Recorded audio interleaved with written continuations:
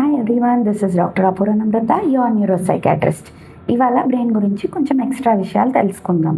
Morning లేవగానే scrolling, message, text, Insta, Facebook, Twitter, podcast, news అంటూ బ్రెయిన్ని కంటిన్యూస్గా ఓవర్ స్టిమ్యులేట్ చేస్తాం.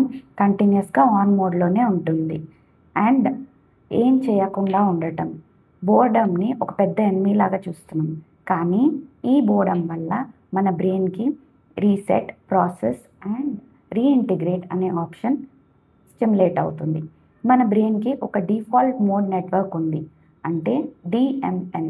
దీంట్లో ఏమవుతుందంటే మన బ్రెయిన్ సైలెంట్గా ఉన్నప్పుడు ప్రాసెసింగ్ కానీ, న్యూరల్ కనెక్షన్స్ ఫామ్ చేయడం కానీ, పర్స్పెక్టివ్స్ చూడటం కానీ ఒక బెటర్ ఫార్మాట్లో మారుస్తుంది.